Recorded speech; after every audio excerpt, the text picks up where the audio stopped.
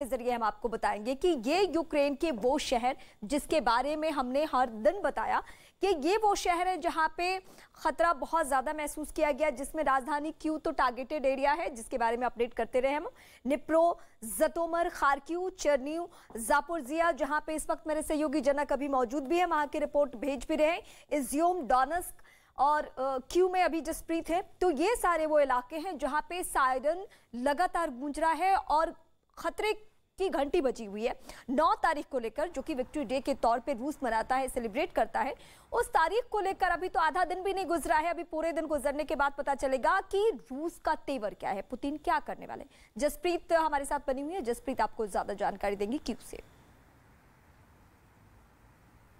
बिल्कुल रीमा, आपने मैप के जरिए बताया कि वो कौन कौन से इलाके हैं जो जद में आ सकते हैं और एक तरह से कहा जाएगा कि यूक्रेन पर खतरे के बादल हैं, जगह जगह बर्बादी के निशान तो हैं। विक्ट्री डे जो आज है, नाजियों पर जीत का जश्न रूस मनाता है और परेड के बाद संबोधन होगा। लेकिन इस बात पर चर्चा कोई नहीं कर रहा है कि यूक्रेन इसमें क्या करने वाला है। तो क्या ये मान लिया जाए कि यूक्रेन ने पूरी तरीके से हथियार डाल दिए हैं? अगर ऐसा नहीं है तो यूक्रेन की इस हमले से निपटने की तैयारी क्या है, एक रिपोर्ट के जरिए आप देखिए।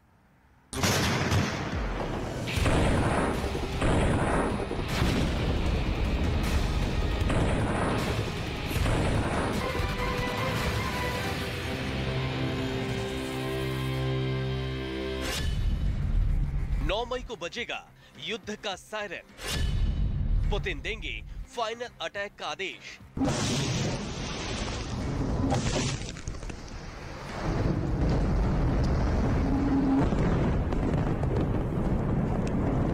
यूक्रेन के कई शहर खंडहर में तब्दील हो गए हैं, तो कई रूस के धमाकों की वजह से सुलग रहे हैं।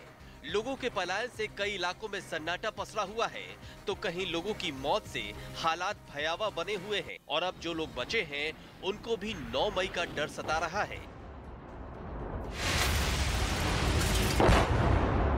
पूरी दुनिया में इसी बात की चर्चा है कि 9 मई को होने वाली विक्ट्री डे परेड में पुतिन क्या ऐलान करेंगे। ऐसी चर्चा जोरों पर है कि पुतिन सेना का हौसला बढ़ाने के लिए कोई बड़ा ऐलान कर सकते हैं और पुतिन के इसी ऐलान की दहशत से पूरी दुनिया सहमी हुई है। जबकि दूसरी तरफ यूक्रेन भी 9 मई के संभावित खतरे से निपटने की तैयारी को चुपचाप अंजाम दे रहा है। हमलों के पलटवार की तैयारी में यूक्रेन, नागरिकों के लिए भी चेतावनी जारी। एक तरफ चर्चा 9 मई को होने वाली विक्ट्री डे पर है, तो दूसरी तरफ यूक्रेन ने भी तैयारियां तेज कर दी हैं। यूक्रेन के centre for counter acting disinformation की तरफ से आशंका जताई गई है कि इस दौरान बड़े स्तर पर गोलीबारी हो सकती है। साथ ही लोगों के लिए भी चेतावनी जारी करते हुए कहा गया है कि हवाई हमले के सायरन को नजरअंदाज नहीं किया जाए। ऐसा माना जा रहा है कि रूस के सैनिक विक्ट्री डे तक युद्ध में किसी भी उपलब्धि का दावा नहीं कर सकते। ऐसे में उससे पहले यूक्रेन में बड़े स्तर पर धमाके होने की आशंका भी जताई जा रही है।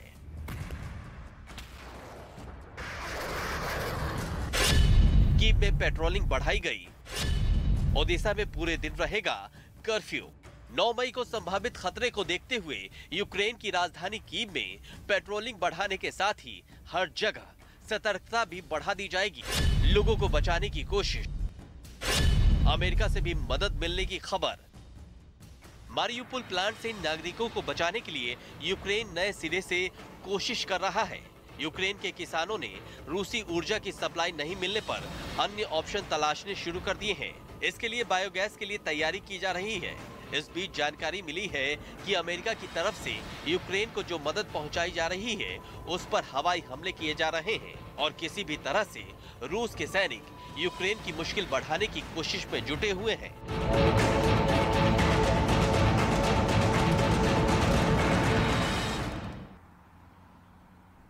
रूस और मेरे सहयोगी रीमा के पास चलते हैं, जो बताएंगी कि आज रीमा आप बताइए कि किस तरीके से विक्ट्री डे परेड पर रूस की तैयारी है। आज 77वां विक्ट्री डे परेड है। रूस ने यूक्रेन को घेरने के लिए अब तक की सबसे खतरनाक चाल चल दी है। यूक्रेन की राजधानी क्यू को घेरने के साथ साथ रूस ने उसे लैंडलॉक देश में तब्दील कर दिया है और ये पूरा खाका भी उसने तैयार कर लिया है। हम आपको अब डिटेल जानकारी देते हैं। माना ये जा रहा है ऐसा करके रूस यूक्रेन को ऐसे देश में तब्दील कर देगा जिसका समुद्री तटों से कोई वास्ता ही नहीं रह जाएगा। अब हम आप के सामने एक मैप प्ले करेंगे और मैप के जरिए हम आपको बताएंगे कि क्या है पुतिन का वो माइंड गेम। तो इस वक्त हम आपके सामने मैप रखेंगे।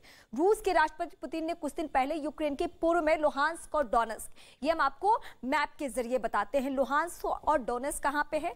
ये वो है जहां पे युद्ध शुरू होने से पहले इन दोनों ही प्रांतों को क्या कर दिया गया था? आजाद देश घोषित कर दिया गया था। उसके बाद जो स्थिति है वो खेरसोन हो या फिर मिकोलाइव हो, ओडेसा हो, इन सब जगहों पे रूस कब्जा करने की कोशिश कर रहा है। और यहां पे कब्जा होने का मतलब आप समझिए, ओडेसा आ जाता है, मिकोलाइव, खेरसोन, तो ये काला सागर जो है इसका संपर्क किससे खत्म हो जाएगा? यूक्रेन से खत्म हो जाएगा। इसीलिए हम कह रहे हैं कि ये रूस का माइंड गेम है। क्राइमिया पहले से इसके बारे में हम आपको अपडेट कर चुके हैं कि ये तो बहुत पहले ही इसका हिस्सा हो चुका था। काला सागर बहुत मायने रखता है और ये वो जिस तरीके से प्लानिंग रूस की है वो हम आपके सामने एक ऐसा मैप प्ले किया है जिससे आपको पुतिन की अगली प्लानिंग, उनकी माइंड गेम और काला सागर से इन इलाकों का यानी यूक्रेन का पूरी तरीके से संपर्क तोड़ना पहला उनका मकसद है।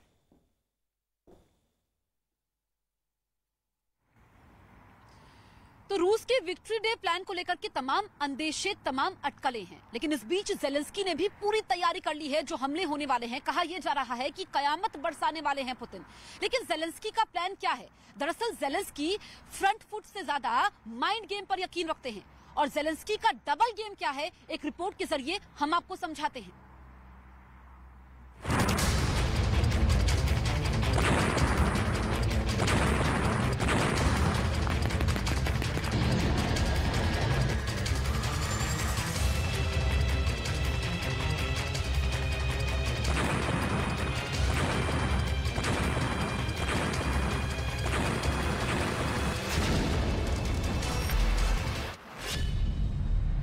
मई के लिए जेलेंस्की भी है तैयार।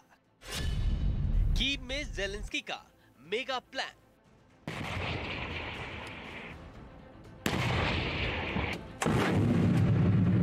नौ मई को लेकर दुनिया की नजरें इस वक्त पुतिन पर टिकी हैं। लेकिन सवाल है कि जब पुतिन 9 मई वाली प्लानिंग को अंजाम दे रहे होंगे उस वक्त राष्ट्रपति जेलेंस्की क्या कर रहे होंगे? इस सवाल के जवाब से धीरे धीरे पर्दा उठ रहा है।